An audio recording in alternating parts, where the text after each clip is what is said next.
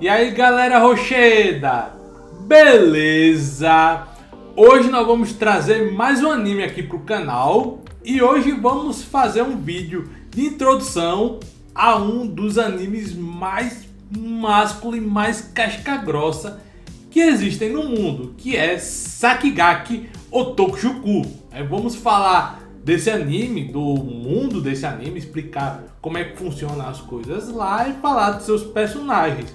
É um vídeo de introdução para apresentar esse mundo aí para vocês, para quem quiser ler o mangá ou para quem quiser acompanhar a série animada que foi lançada ali no passado, lá nos anos 80.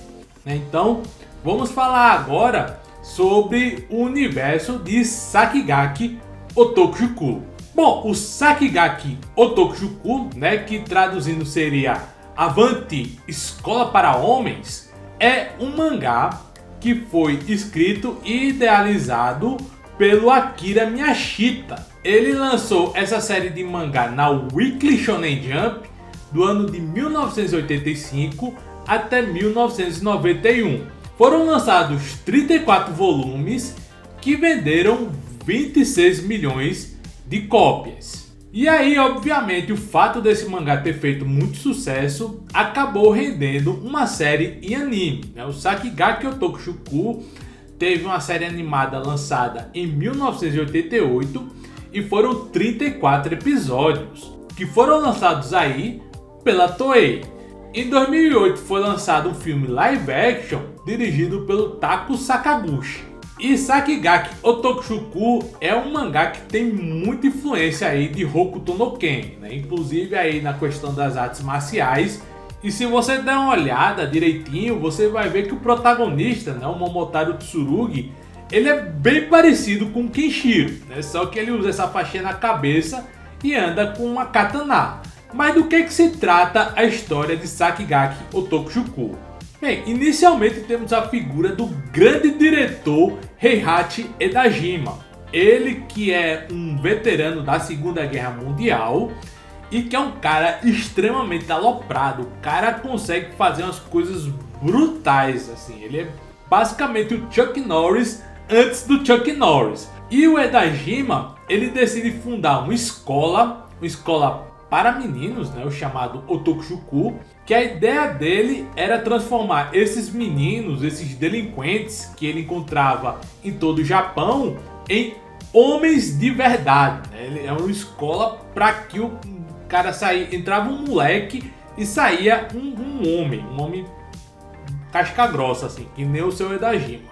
E eles eram treinados para que eles pudessem reviver o espírito do Japão, reviver a grande glória japonesa, e para que eles pudessem aí, com a sua coragem, sua força, sua masculinidade, fazer os caminhos aí do Japão, melhorar o Japão e por consequência o mundo. E de início parece que é uma escola normal, que tem foco para treinar em política, em economia, em questões industriais e etc. Só que o seu Edajima, ele tem uns métodos nada ortodoxos para ensinar os caras da sua escola. Tanto que o Otokushuku, ele se parece muito mais como um reformatório ou um quartel do que com um colégio. Então, ao invés do pessoal ter aula de matemática, de português, de geografia, de história e etc., eles têm matérias como, por exemplo, andar no óleo,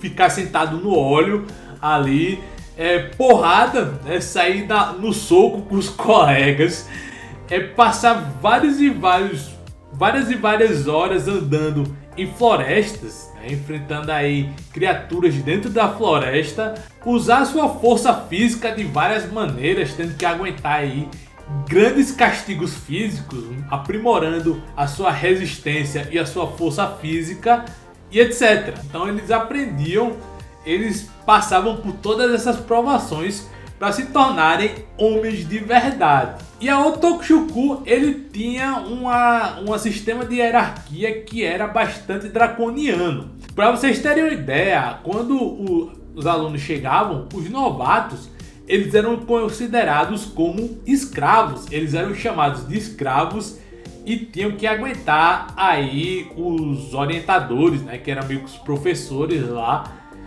submeter eles a todo tipo de castigo físico.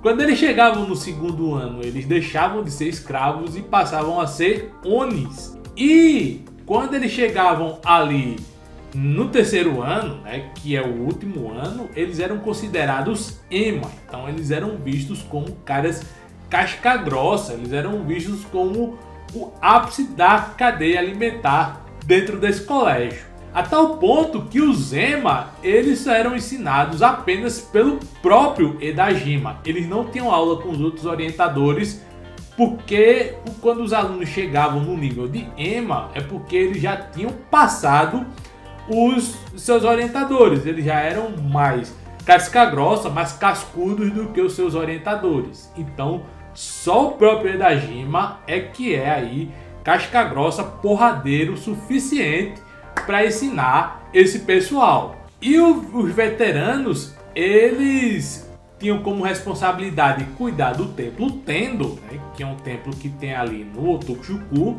e eles tinham que fazer turnês pelo Japão para resolver disputas, para resolver problemas que porventura tivessem ocorrendo por todo o solo japonês. A dinâmica do mangá é uma dinâmica bastante curiosa, porque quando ele começa, basicamente a gente segue a história do Momotaro Tsurugi, considerado o mais forte dos novatos. Dentre os escravos ele é o mais forte. E ao mesmo tempo que ele tem que suportar todas as provações ao qual ele é submetido no primeiro ano, a gente também acompanha ele ajudando seus companheiros do primeiro ano. Então ele, com toda a sua força, com toda a sua coragem, com toda a sua bondade e seu espírito viril, ele ajuda os seus colegas ali do primeiro ano a resolver os seus problemas. Após esse primeiro arco, os outros arcos que surgem, o Sakigake Otokushuku começa a seguir a conhecida fórmula dos Battle Shonen.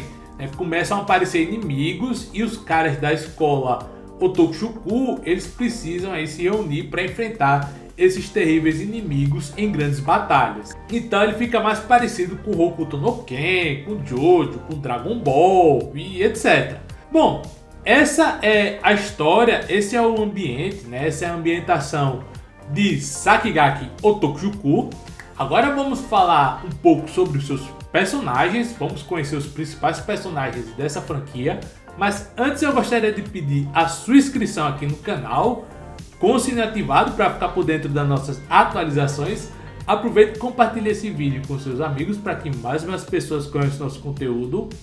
E deixe seu like para que o YouTube entenda que esse vídeo é importante, é relevante e repasse para mais pessoas. Agora vamos falar sobre os personagens de Sakigake Otokushuku. Bom, o primeiro personagem que a gente vai falar é o Momotaro Tsurugi, né, o grande protagonista de Otokushuku. Ele que é conhecido também como Momo, e ele começa a saga sendo o mais forte de todos os novatos. Ele é fluente em vários idiomas e é um conhecedor de muitas técnicas secretas. Não se sabe exatamente como ele se tornou tão forte antes de entrar na Otokushuku. E ele é conhecido por usar um hashimaki branco, né, que é essa faixinha que ele tem na cabeça, e carregar também uma katana. É um cara muito bem-humorado, muito bondoso, e ele costuma cochilar no meio das aulas. O próximo personagem é o Heihachi Edajima,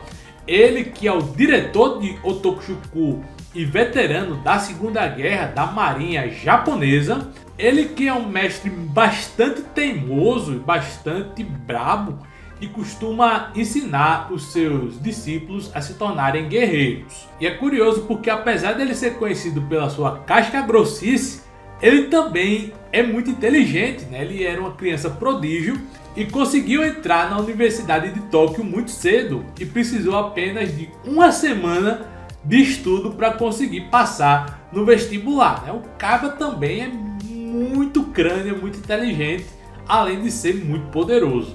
É curioso que o Edajima ele foi inspirado num personagem da vida real. Ele foi inspirado no almirante da Marinha Imperial Japonesa Togo Heihachiro. Inclusive o nome dele, que tem o Edajima, faz referência à cidade de Edajima. Edajima era a cidade onde estava localizada a antiga Academia Naval Imperial Japonesa. Edajima ele é conhecido pela sua frase de efeito, que ele diz o seguinte: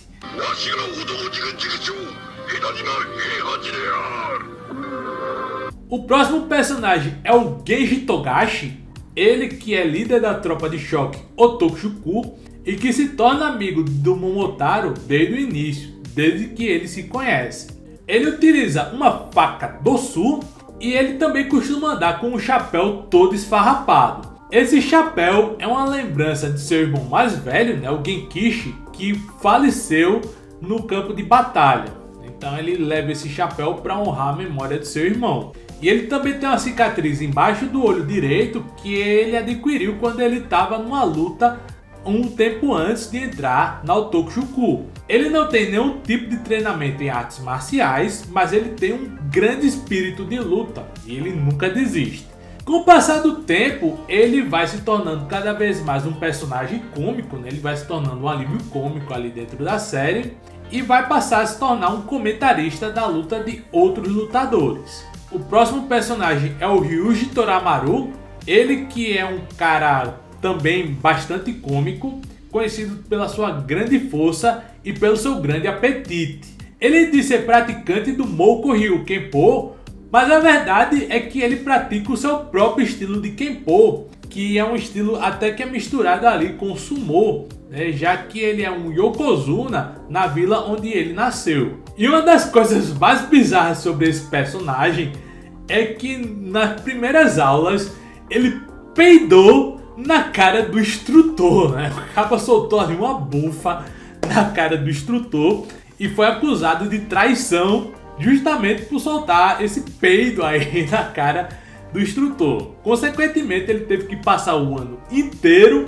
carregando o teto suspenso de 200 quilos. Né? Olha só a punição só porque ele peidou na cara do instrutor. E segurar esse teto mostra uma das suas principais características, que é a sua grande força física. Ele é forte o suficiente para nocautear um Momo e para fazer grandes feitos de força. Porém, em um dado momento, ele acaba se tornando também um comentarista de outras lutas. Ele vai para o lado mais cômico. E por fim, temos o Shinichiro Tazawa, a autoproclamada inteligência de Otokishuku. Esse personagem que no anime passou a se chamar Ipei Tazawa. E apesar dele ser conhecido como o cérebro de Otokishuku, ele demonstra várias vezes não ter conhecimentos básicos sobre algumas coisas simples, como por exemplo, tabuada. Ou seja, basicamente o conhecimento do cara é bastante questionável, porque o cara não sabe fazer tabuada, o cara não sabe fazer